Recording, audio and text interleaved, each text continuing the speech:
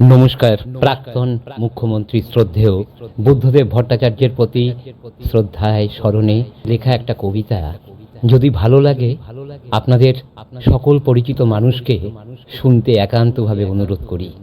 আমি চাই শ্রদ্ধেয় বুদ্ধদেব ভট্টাচার্যের প্রতি শ্রদ্ধাবনত হয়ে যে কবিতা আমার শ্রদ্ধাঞ্জলি নয়, সারা পশ্চিমবঙ্গবাসীর শ্রদ্ধাঞ্জলি হয়ে উঠুক।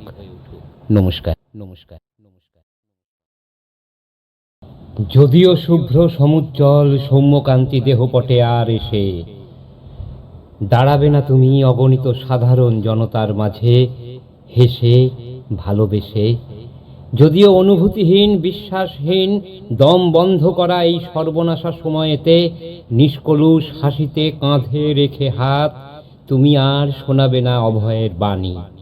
ভরসায় ভর করে যাকে ঘিরে নিশ্চিন্তে দেখা যায় স্বপ্ন আবার নূতন দিনের। যদিও প্রশান্তির বার্তা নিয়ে মনেতে সাহস দিয়ে আর তুমি মানুষের পাশে এসে দুহাত বাড়িয়ে মানুষকে বাঁধবে না সুদৃঢ় আশ্বাসে, তবুও অন্ধবিশ্বাসে হয়তোবা মনে হয় ফুরায় যা কিছু বলে ভাবি, আসলে সে ফুরাবার নয়। যে নদী শুকায়ে যায় তবু তার রয়ে যায় রেশ, জীবনের গতি তেমতি যদিও বা রুদ্ধ হয়ে যায় তবু দিয়ে যায় দিক নির্দেশ।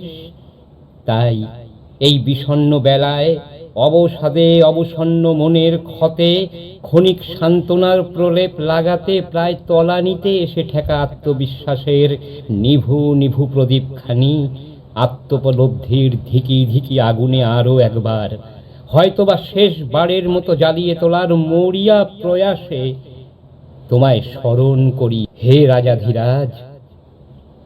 দিশাহীন মানুষেরে দেখাইতে পথ, কৃষিরে ভিত্তি করে শিল্পকে ভবিষ্যৎ, দু চোখে সীমাহীন স্বপ্ন জড়ায়ে বেপরোয়া বেলাগাম দ্বিধাহীন তুমি।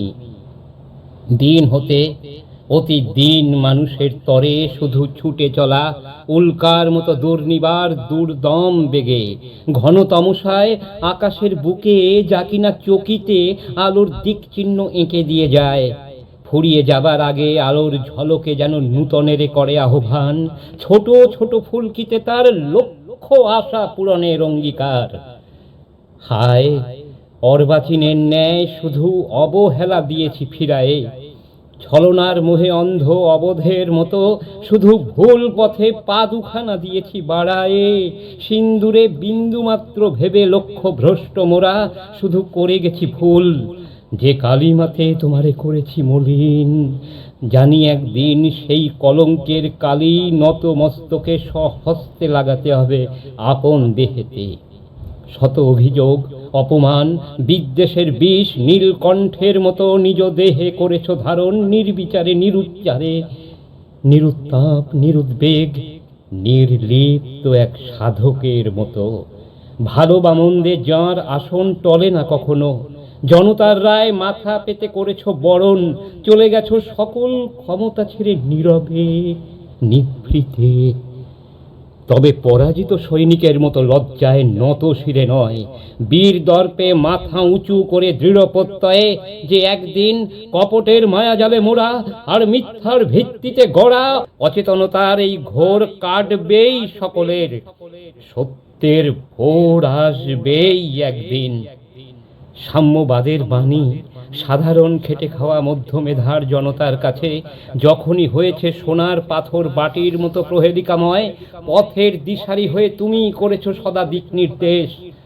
আপন কর্ম আর চিন্তাধারায় প্রতিষ্ঠা করেছ এই সত্যেরে যে দধিচির মতো আত্মদানের উৎসবেতে নিজেরে সামিল করে মানুষের সমাজের কল্যাণ সাধনেই হয় সাম্যবাদের জয়। সব বাধা চূর্ণ করে বিপুল আগ্রাসে বিনা পিছু টানে অভীষ্ট সাধনে তাই করা শ্রেয়, সে পথেই হবে জয় নিশ্চয়।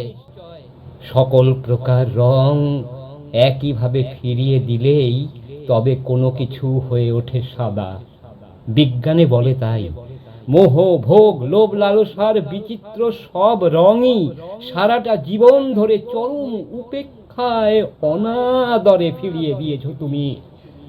তাই তুমি শ্বেত শুভ্র মোহময়, সাদা কেশ, সাদা বেশ, সাদা দিয়ে মোরা জীবনের নানা অনুষঙ্গে সাদা মাটা জীবন যাপনে। অবশেষে বুঝেছি সবাই জীবনের সারস্বত চিরায়ত সত্যেরে। যাহা চাই তাহা ভুল করে চাই, যাহা পাই তাহা চাই না। আত্মদহনে কিংবা আত্মসমর্পণে যদি ক্ষমাহীন অপরাধ মাফ হয়ে যায়, সেই ভাবনায় তোমার অনুগ্রহ অনুকম্পা যাচি, গভীর আত্মগ্লানি অনুতাপ অনুশোচনায় তোমারই উদ্দেশ্যে এই চিঠি লেখা। হয়তোবা কোনোদিন অন্তরিক্ষে বসে আপন খেয়ালে পড়বে চিঠি তোমারই স্বভাব মতো, চরম নির্লিপ্তি আর উদাসীনতায়। আবেগের অনাতিশয্যে আত্মদর্শীর সহজাত বৈভবে বৈদগ্ধে মুড়ে, ঠিক যেরকম আজীবন রেখেছ নিজেরে। রাজা হতে যে মানুষটি চাইনি কখনো, সেই তুমি শুধু আত্মত্যাগের উদযাপনেই কখন হঠাৎ নিজেরই অজ্ঞাতে হয়ে গেলে অগণিত খেটে খাওয়া মেহনতি মানুষের হৃদয়ের রাজা। চিরসখা হে, চিরবন্ধু, বিষাদ ঘন এই বিদায় বেলাতে চেতনার সৈকতে হীন কৃতকর্মের বিপুল তরঙ্গের সবেগ আঘাতে আফসোসে জর্জরিত ভারাক্রান্ত হৃদয়ে অশ্রু সজল চোখে প্রণমী তোমায়।